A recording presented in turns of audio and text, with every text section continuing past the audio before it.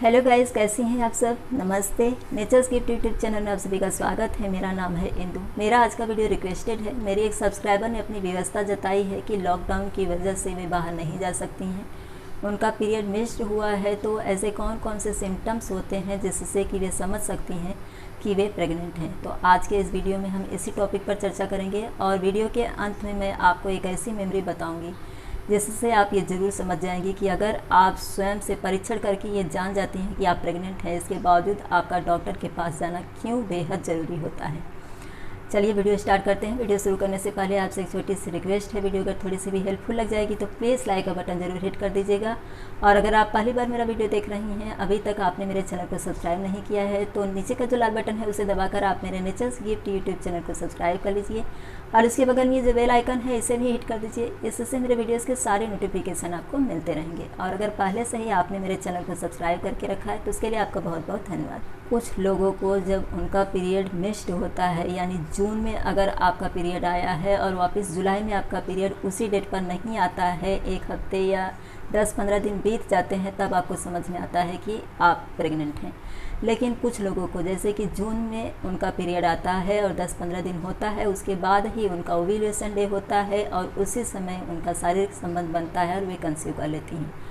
कुछ लोगों को सिम्टम्स तब नज़र आते हैं, यानी जैसे मैंने बताया कि जून महीने में उनका पीरियड आया, जुलाई में पीरियड मिस्ड होने के बाद उनको समझ में आता है, उसी समय से उनके सिम्टम्स भी दिखाई देते हैं। लेकिन कुछ लोगों को, जैसा कि मैंने पीछे बताया कि जून में उनका पीरियड आता है और पीरियड होने के 10-15 दिन बाद ही वे कंसीव कर लेती हैं, तभी से उनके सिम्टम्स उनको दिखाई देने लगते हैं। लेकिन कुछ लोगों को कोई भी सिम्टम्स नहीं नज़र आते हैं। इसके विषय मेरा जो खुद का एक्सपीरियंस है वो भी मैं शेयर करूंगी और फैमिली में जो और मेंबर्स हैं उनका भी एक्सपीरियंस शेयर करूंगी। कुछ लोगों को प्रेगनेंसी के पहले वीक से ही उल्टियाँ होती हैं, खाने में से बदबू आती है, परफ्यूम की भी बदबू आती है, सुबह मॉर्निंग में उठने पर उन्हें थकावट कमज़ोरी महसूस होती है। कुछ लोगों को दिन में भी चक्कर आते हैं, कुछ लोगों को सुबह सुबह चक्कर आते हैं। कुछ लोगों को जब सुबह यानी मॉर्निंग में जब वो उठती हैं, जो मॉर्निंग यूरिन डिस्चार्ज करने जाती हैं, तो उसमें से एक अलग तरह की दुर्गंध आती है, यानी कि स्मेल आती है। जबकि जब ये नॉर्मल रहती हैं, यानी वो प्रेग्नेंट नहीं है, तब उनको अलग तरह की स्मेल आती है। यानी कि दोनों यूरिन के डिस्चार्ज में डिफरेंस होता है। कुछ लोगों को यूरिन डिस्चार्ज में बिल्कुल भी स्मेल नहीं आती। अगर किसी तरह का कोई इन्फेक्शन है तो ही स्मेल आती है, नहीं तो फिर नहीं होती। लेकिन प्रेगनेंसी के बाद में जो फर्स्ट यूरिन डिस्चार्ज होता है मॉर्निंग के समय में, उस समय स्मेल आती है। तो जब आप प्रेग्नेंट नहीं हैं, अगर कोई ये लड़की देख रही हैं या जो कंसीव करने वाली हैं वे देख रही हैं, तो उनको ज़रूर ये समझ में आ जाएगा जब आप फर्स्ट यूरिन डिस्चार्ज करने जाएंगी तो। इसीलिए जो मेडिकल पर प्रेगनेंसी टेस्ट का किट आता है उसमें कहा जाता है कि जो मॉर्निंग का फर्स्ट यूरिन होता है उसी से टेस्ट करना चाहिए। क्योंकि जो मॉर्निंग का फर्स्ट यूरिन होता है, अभी उसमें क्या होता है वो तो डॉक्टर ही बता पाएंगे, लेकिन मैंने इस चीज़ को महसूस किया है कि उस समय स्मेल आती है। तो आप इस चीज़ को नोटिस करेंगी तो आपको ज़रूर समझ में आ जाएगा। उल्टियाँ भी बॉडी टू बॉडी डिपेंड करती है, किसी किसी को होती है, किसी किसी को नहीं होती। अगर मैं अपनी बात बताऊं तो मैं पीरियड आने के बाद में 10-15 दिन या मुझे तो लगता है 7-8 दिन बाद ही प्रेग्नेंट हुई हूँ और उसके बाद में मुझे तुरंत सिम्टम्स नज़र आने लगते थे। इतनी ज़्यादा उल्टी होती थी कि मैं मतलब खड़ी नहीं हो पाती थी, उल्टी करने के लिए बैठ भी नहीं पाती थी, ऐसी उल्टियाँ होती थी। मुंह का जो स्वाद होता था वो एकदम जैसे नीम चबाया हो या नीम से भी कोई ख़राब चीज़ चबाई हो। तो ये भी किसी किसी के साथ होता है, किसी किसी के साथ नहीं होता है। अगर मैं मेरी भाभी की बात करूँ तो उनके बच्चे जो हुए उन्हें कुछ भी नहीं हुआ, यानी ना तो उन्हें उल्टी हुई, ना तो उन्हें चक्कर आए, ना तो उन्हें थकावट महसूस हुई, यानी कुछ भी नहीं हुआ उन्हें। लास्ट तक उन्हें कुछ भी नहीं हुआ। और वो यहाँ तक कि शायद इस बात से भी कंफ्यूज थी कि उनका 10वां महीना चल रहा है या 11वां महीना चल रहा है। शायद उनका पीरियड मिस होने का भी उनको डेट बराबर ध्यान नहीं था। तो बॉडी टू बॉडी डिपेंड करता है कि आपको सिम्टम्स नज़र आते हैं या नहीं आते हैं। कुछ लोग ऐसा कहते हैं कि बेटे के समय में उल्टी होती है, बेटी के समय में नहीं हुई मुझे, यानी किसी किसी को ऐसा होता है। तो ये आपके बॉडी के ऊपर निर्भर होता है कि आपको क्या क्या लक्षण दिखाई देंगे। मैंने आपको सिम्टम्स बता दिया। उल्टी आती है, सुबह के समय में थकावट महसूस होती है, सिर दर्द होता है, किसी किसी को चक्कर आता है, फर्स्ट यूरिन आप डिस्चार्ज करने जाती हैं तो उसमें से स्मेल आती है, और पीरियड मिस्ड होने के बाद में कभी कभी हल्की फुल्की स्पॉटिंग भी होती है, जो हल्की होती है और 1-2 दिन बाद ही डिसअपियर हो जाती है, लाइट होती है एकदम से। मैंने आपको शारीरिक लक्षण बता दिए हैं कि आप प्रेग्नेंट हैं, तो आप कैसे समझ सकती हैं। अब इसमें जो दूसरा उपाय है जानने का कि आप प्रेग्नेंट हैं या नहीं है, तो मेडिकल पर प्रेगनेंसी टेस्ट का किट आता है, उसे ला करके आप मॉर्निंग में जो यूरिन डिस्चार्ज करने जाती हैं उसी समय आप किसी बॉटल में ले लीजिए और फिर उसके बाद में आप उसको चेक करिए।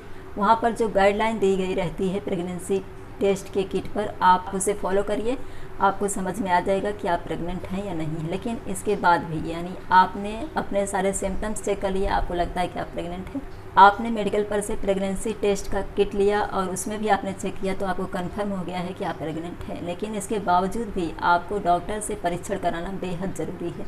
इसके विषय में आपको अपनी एक मेमोरी शेयर करना चाहूँगी जो बेहद ज़रूरी है, इसलिए वीडियो प्लीज़ पूरा लास्ट तक देखिए, स्किप मत करिएगा, क्योंकि ये एक ऐसी मेमोरी है जो हर महिला को ज़रूर जानना चाहिए, ख़ास तौर से वे महिला जो प्रेग्नेंट हैं। मैंने इस टॉपिक पर उसी समय एक वीडियो अपलोड किया था जिस समय ये दुर्घटना घटी थी, लेकिन वो वीडियो स्वयं मुझे भी नहीं मिला है। हमारे रिलेशन में एक कपल थे जिनका एक बेटा था और बेटा शायद 4-5 साल का हो गया था। जो हस्बैंड थे उनको ये पसंद नहीं था कि उनको दूसरा बच्चा हो, वे चाहते थे कि एक ही बच्चा रहे तो थोड़ा बोझ जो है वो हल्का रहेगा। लेकिन उनकी पत्नी के मन में ऐसा था कि शायद उन्हें एक बेटी चाहिए थी, लेकिन उन्होंने जब हस्बैंड का मूड देखा, उन्होंने कह दिया था कि एक बच्चा ही काफ़ी है, दूसरे के लिए हम ट्राई नहीं करेंगे। तो उन्हें ऐसा लगा कि इनसे बात करना उचित नहीं होगा और बच्चा जब 5 साल या 6 साल का हुआ रहा होगा बेटा, उस समय उन्होंने बगैर हस्बैंड को बताए कंसीव कर लिया। उन्होंने अपने मायके वालों को भी नहीं बताया और वे थोड़ी शरीर से फैट थी, इसके लिए किसी को शक भी नहीं हुआ और कभी ऐसा भी नहीं हुआ कि उन्हें उल्टी वगैरह हुई हो या कुछ ऐसा दिखाई दिया हो जिससे लोगों को समझ में आ सके कि शायद ये प्रेग्नेंट हैं।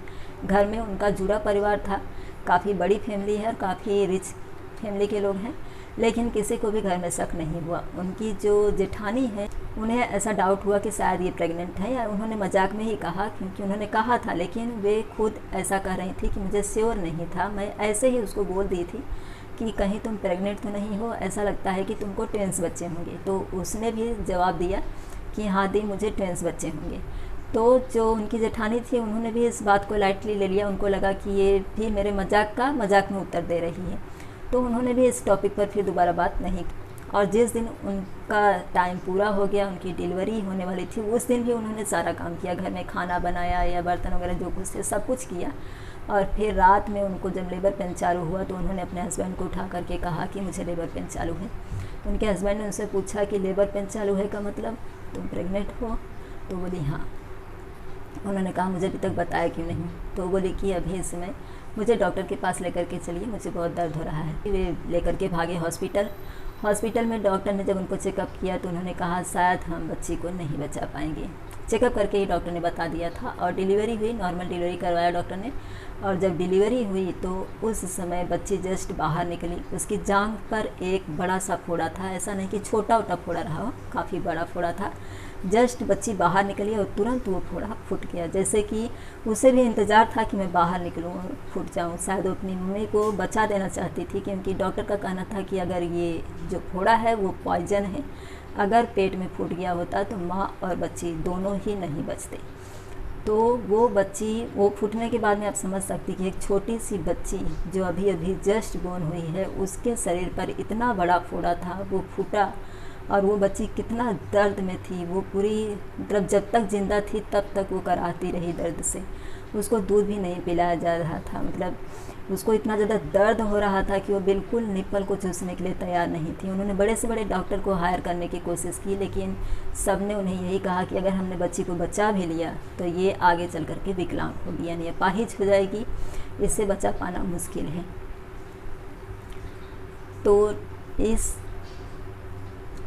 तो इसलिए ट्राई करना अच्छा नहीं रहेगा। बेहतर है कि जब तक बच्ची ज़िंदा है आप लोग इसकी देखभाल करिए। और वे लोग काफ़ी, मतलब पूरी फैमिली उनकी इकट्ठी हो गई थी और उसमें हर किसी के शब्द यही थे कि काश हमें बता दिया गया होता। डॉक्टर ने भी यही कहा कि आपको शुरू में ही चेकअप करवा लेना चाहिए था, हो सकता था कि हम बच्ची को बचा सकते थे, या फिर ये भी हो सकता था कि अगर नहीं कोई चांस होता तो हम उसी समय अबॉर्शन कर देते। तो काफ़ी मतलब माहौल आप समझ सकती हैं कि कैसा रहा होगा उनके घर का। उसमें मुझे भी उसी समय पता चला था, तो मेरे लिए भी थोड़ा डिफ़िकल्ट हो गया था। बच्ची पूरा एक दिन, मतलब दिन भर जिंदा थी।